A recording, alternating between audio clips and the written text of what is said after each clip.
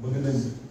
yeneen mbébét yi nga xam ne am nañ ko te ñu waxtaanee ko léegi ñu dem ci ñu dem nañ ak yow te ñun aussi pare nañ vraiment pour accompagner aussi sa mission yi nga xam ne yaa ngi koy def yëpp surtout ci liggéeyu rek bu dee si département bi en tout cas merci je pense que fàttewuma kenn donc maa ngi remercier ñëpp ñi nga xam ne ñëwuñu aussi tamit ñi fi nekk nañu fi et je pense que doyen l'a dit que dinañu jox peut-être format directeur bi comme ça ñu mun ko am waaw c'est déjà disponible donc voilà ñu ñëpp ñu ko am pour que ñu mën ci kii waaw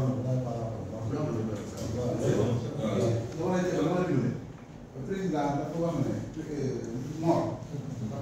yow yaa ngi dëkk ci gox bi ci commune département bi ñu créé seen association nga ñett ñëw jox ñu loxo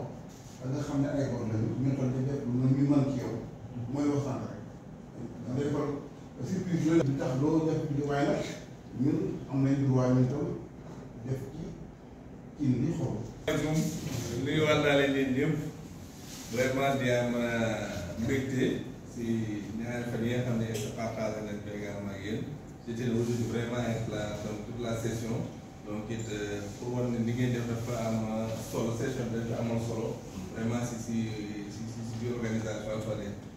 Alpha Deme également dama koy faral di wax doo être extraterrestre fii lañ juddoo comme association si banlieue bi si banlieue bi dañuy ñibbi fi lañ dëkk kon à un moment donné dañu sentiroo ne qu'est-ce qu'on peut faire pour notre suñu zone yi ñu dëkk lan nga mën a def donc lii day parti comme ça taxawal association amoo woon dara bureau sax amoo ko woon amoo ordinateur amoo woon dara di dajale di louer di fay location à un moment donné dana fay même ñu expulsé parce que bu ñu doon fay location ba yàlla def tey jii fii léegi ñoo ko moom suñu bopp mais gëm ni vraiment moo faire pour notre communauté kenn ku nekk am na loo mën a indi sa communauté. loolu mooy si Alpha Deme ñi fi nekk ñëpp fi liggéeyee moo xam ne nekk à Dakar wala Kër Massar wala Malick et cetera donc bu si nit yi def boppam nga koy defal que ce soit les projets éducatifs yi ñu yore les projets d'organisation communautaire pour donc les communes avec lesquelles nous travaillons je pense que loolu mooy si gën a am solo mooy philosophie Alpha Deme donc lu mu ci def dafa communauté bi gis le citoyen toujours mooy l'oubli. Mais comment faire pour que vraiment que nous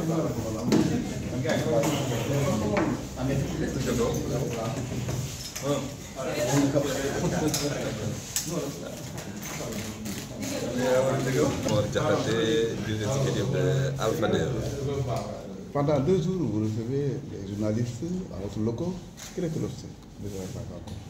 Voilà, je vous remercie. Donc, pendant 2 jours, nous étions en session de formation avec l'association des journalistes et professionnels de la presse du département de Kër Massar pour une session axée sur le budget participatif. Alpha Deme est en train de dérouler un programme qui s'appelle Sàmm Suñu Alal pour une gouvernance économique participative dans le département de Kër Massar et dans la région de Kaffrine. Et dans ce projet-là, l'une des composantes essentielles, c'est de promouvoir le budget participatif au niveau des collectivités territoriales. Il était important donc pour nous de renforcer les capacités des acteurs de la presse autour de ça, afin que quand même le plaidoyer que nous comptons mener au niveau des producteurs puisse avoir un âge majeur, mais également puisse avoir un répondant à ce niveau-là. Alors, donc, en quoi le budget participatif peut améliorer la gouvernance locale? C'est extrêmement important parce que l'un des principes fondamentaux de ce budget, c'est la participation. Et qu'aujourd'hui, donc, promouvoir le développement économique local passe forcément par une bonne participation des citoyens. Et que donc, si nous parvenons à prendre en charge, à impliquer les populations dès le départ dans la formulation, dans l'élaboration et la mise en œuvre des politiques publiques, nous aurons réuni vraiment une bonne politique de gouvernance au niveau local. Donc, c'est un âge extrêmement important en termes de participation, mais également en termes de transparence et de redevabilité également. Alors, tout à l'heure, vous avez lancé un message fort, à savoir la conscience citoyenne pour pouvoir construire, pour pouvoir cultiver ce budget participatif dans l'esprit des populations. C'est important aujourd'hui, donc, dans le contexte dans lequel nous avons, qu'on puisse ensemble, acteurs de la presse, acteurs de la société civile, mais acteurs politiques également, qu'on construise cette conscience citoyenne-là, pour que le dialogue politique que nous voulons instaurer entre les citoyens et les élus locaux puisse avoir vraiment un sens, mais également puisse également une finalité qui est de prendre en charge les besoins des communautés, mais qui est surtout également de promouvoir des politiques économiques qui répondent parfaitement aux besoins, aux préoccupations de ces populations. Et ce qui permettra donc aux populations de jouer leur partition, mais également leur rôle en tant qu'acteurs du développement local. Alors ici à Keur Massar où vous êtes, un département presque de 6 communes où les élus locaux ont peur plus ou moins de ce budget participatif. Qu'est-ce que vous avez à leur dire? Nous le disons que je pense que ce n'est pas une question d'incompréhension, comme nous sommes en train de le faire aujourd'hui avec la presse.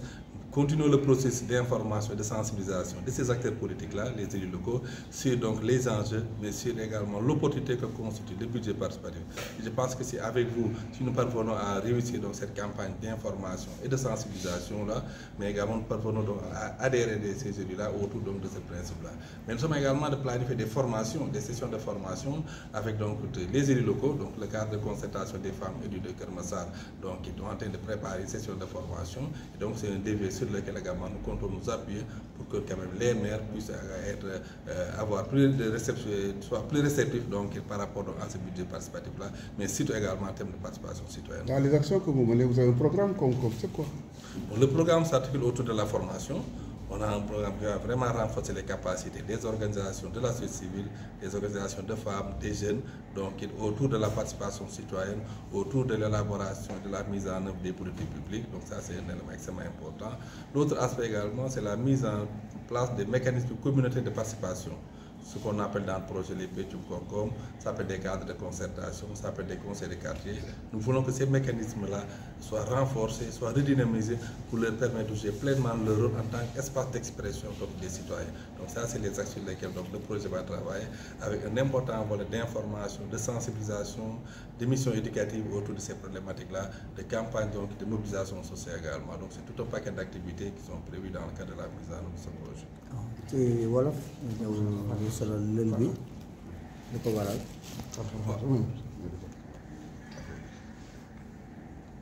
Mor Diakha da jiite Alpha Dem ñaari fan yi dañu nekkoon fii si suñu logo Alpha Dem pour tàggat journalistes yi nga xam dañu nekk si association bi ñuy wax département de Keur Massar pour li ñuy wax budget participatif maanaam alalu askan wi naka lañ ko war a boo xam ne askan wi leen si gis seen bopp. su ko defee loolu dafa doon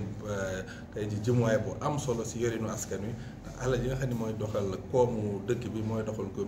baax na ñu nekk si askan ba man cee gis seen bopp xam naka lañ koy tënkee naka lañ koy doxalee ndax ma ngay tontu seen i bëgg-bëggee ñoom donc loolu moo waral donc ñu ni comme am na jumtukaay boo xam ne suñ si jaaree dina tax askan wi xam seen i koppar fan la jóge fan lay war a mën a dem ak it ma ngay saafara seen i bëgg-bëgg kon jumtukaay bu mel noonu baax na yéen ñi xam da ngeen yoree di way tasu xarabaar yi man koo xam man ko jëfandikoo pour man ko wasaare ba ñëpp mën cee gis seen bopp.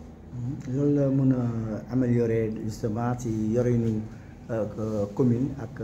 journalistes yi. waaw li mu mën a yore la amal commune yu bari na ndax commune bu si nekk rek la say jëmuwaay rek mooy nan ngay mën a fexe ba bëgg-bëgg askan wi nga def ko te jumtukaay bi bu ko commune bi jëlee dina tax balaa nas dara dina laaj waa askan wi lan lañ bëgg ak naka la ko lañ bëgg ak fan lañ ko bëggee su ko defee askan wi da mën a xam nañ que lii ñoom ñoo ko sàkkul woon seen bopp ñoo ko bëggal seen bopp donc dinañ ci la leen ca war dinañ ko mën a def taxawaay bu mat sëkk dinañ ci mën a dugal bu dee war nañ ci dugal seen i koppar dinañ ko ci mën a dugal suñ ko waree topp dinañ ko war a mën a topp ba nga xam ni maire bi dina mën a am jumtukaay bu koy mën a tax muy waxtaan ci saa su ne ak askanam ndax taxawaay bi si gën a am solo si jumtukaay mooy loolu fexe ba askan wi di mën a diisoo kilifa ya fa nekk muy maire bi man ñu mën di toog di waxtaan di nasandoo di yëkkati ko bu ko defee lépp luñ bëgg a tabax rek lu leen amal njëriñ ñëpp dañ ci mën a gis seen bopp loolu moo taxeel ma mu doon jumtukaay bu am solo. yaa ngi wax ne beneen taxawaay léegi la ñu war a def pour mën a vraiment que population yi approprié wu ci wàllu budget participatif. waaw dafa am solo te fi jamono ji ñu toll pour que donc it askan wi ñu koy ñuy wax citoyen man xam moom mooy kenn mais élu bi également man a xam mais ñoom ñaar ñooñu faaw ñuy bokk toog di waxtaan di nasandoo loolu nag pour ñu mën a am yéen ñi tas xabaar am ngeen ci rôle ñun ñi xam dañu nekk ci société bi également am na ci rôle maire bi am na ci rôle association am na pour que defee ñu mën a am barab yoo xam ne ci mën a toog di waxtaan kenn ku si nekk rek xam ne liy tabax ku nekk am nga si loo si mën a indi bu ko defee bâtiment bu jógee kenn ku nekk di nga mën cee gis sa bopp fexe nag ba waxtaan woo di mën a am loolu nag ñëpp dañ ci war a sóobu bu ko defee ñu mën a am citoyen boo xam ne ak maire boo xam dinañ mën a toog di diisoo xam ne moo xam alal ju ñuy war a def ci commune bi la moo xam situation de citoyen bi war a def ci commune bi la su ko defee waxtaan yooyu su amee rek njëriñ la mën a jural askan wi dinañ mën a tabax politique yoo xam ne ñëpp dañ ci mën a gis seen bopp. kuréel gi Alpha def mi ngi Dakar mi ngi daw ci ay bànqaas la mi ngi daw ci région yi yaa ngi ci yëngatu ak lu tuddee penc bi ñëw ci. waaw donc it ay pencum koom-koom dafa doon barab yoo xam ni dañ ko bëgg a tas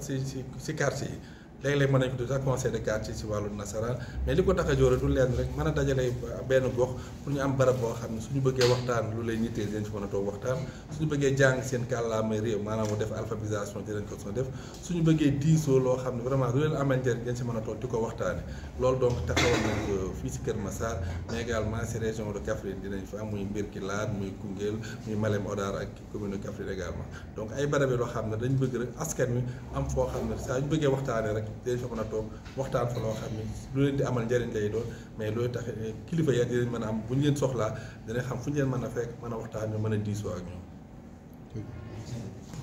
Merci, c'est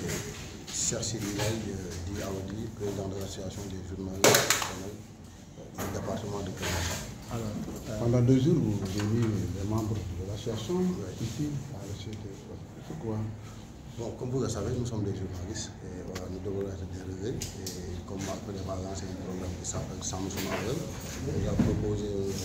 de faire une formation de 2 jours pour qu'on puisse quand même être dérivés à travers ce projet. Donc c'est pour cela qu'on est là et on s'est dit qu'on doit se outiller, on doit se former pour mieux être dérivé, pour mieux parler de la décentralisation. Pour parler de quelque chose, il faut d'abord le connaître. Donc c'est cette raison-là qu'on est là aujourd'hui pour faire une formation de 2 jours. Justement, vous avez terminé cette formation. En quoi ça va améliorer votre travail?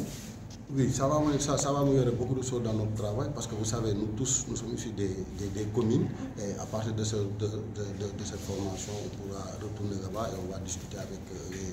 les populations qui sont là-bas et le maire qui est dans les communes. Et aussi, ça va nous permettre de mieux donner l'information sur le budget participatif parce qu'avant de parler de budget participatif, il faut d'abord le connaître d'abord. Donc c'est pour cela que cette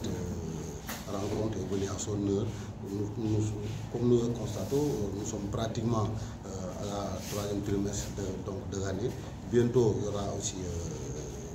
le budget qu'on va dérouler dans les années. Donc maintenant, nous aussi, on est là pour au moins comprendre c'est quoi le budget participatif. Pour qu'au moment où on va discuter avec les populations, avec les maires, qu'on puisse quand même comprendre c'est quoi le budget participatif. C'est pour cela qu'on est là. La prochaine étape? Bon, la prochaine étape, c'est comme vous le savez, donc le journal a besoin de formations. On va aussi accentuer sur. Aujourd'hui, on est sur le budget participatif. Demain, on va faire d'autres formations qui va parler sur les sociétés, qui va parler sur la protection des enfants, qui va parler aussi sur l'éducation, qui va parler sur comment gérer une association et tout. Donc voilà, en tout cas, on est ouvert à toute formation qui est possible pour les journalistes. C'est bon. Tu vois là, d'abord le waaw man maa ngi tudd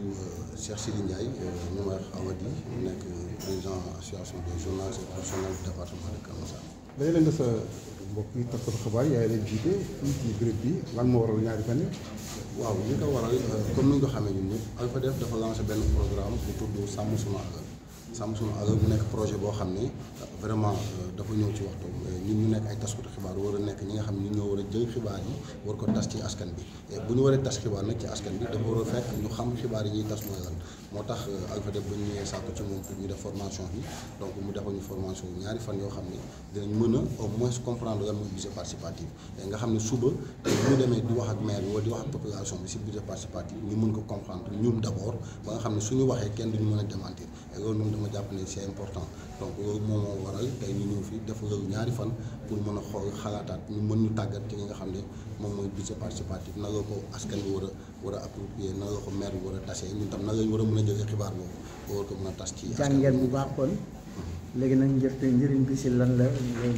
waaw njëriñ bi mooy déjà tax na ñun ñu xam ba suba suñuy wax dinañ xam lu ñuy wax tey suba keneen su waxee budget participatif ni nga war a taxee ñun mën nañ taxaw ne ko déet ñun li ñu jàngoon ak yooyu ni du benn ñu mën a indi ñun tamit suñu contribution mën a indi tamit suñu xalaat ci par rapport ak loolu sinon boo nekkee journaliste li siy gën a bon am na kenn ku wax sànq que ne mooy nga wax ñu démentir c'est-à-dire moo tax balaa ngay wax ci benn mbir da nga war a nga gëstu ko pour gën ko mën a xam balaa au moins nga mën a jël nga si mën a en tant que journaliste donc loolu jàpp nañ ne tey formation bi ñu def fii outillé nañu nekk na loo xam ne vraiment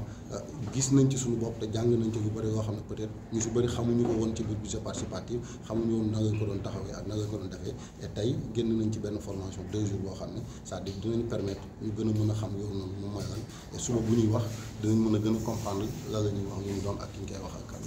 mébét yi bëri na am nga bëgg ëllëg yaa ngi mébét. waaw xam nga association bi comme ni ñu ko waxee dafa nekk association bu juddoo fii ci banlieue bi donc mu regrouper l'ensemble des acteurs des journalistes yi nga xam ne ñoom ñooy exercer dafa am ñoo xam ne fii la ñu dëkk am ñoo xam ne dañ fi ñëw di exercer seen i métiers et ñun ñu wax ne nag tey jot na sëkk pour que au moins journalistes yi commencé def formation donc formation yi nag duñ ko yemale ci budget participatif bi nga xam ne defoon nañ ko bu ngeen fàttali ko temps yi passé génnoon nañ ci benn formation boo xam ne donc mu ngi nekkoon ci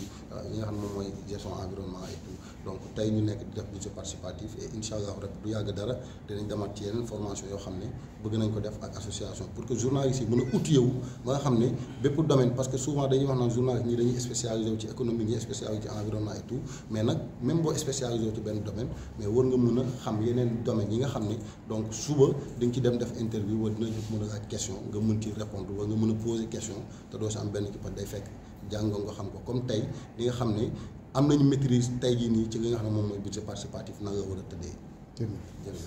benn participant parmi les participants.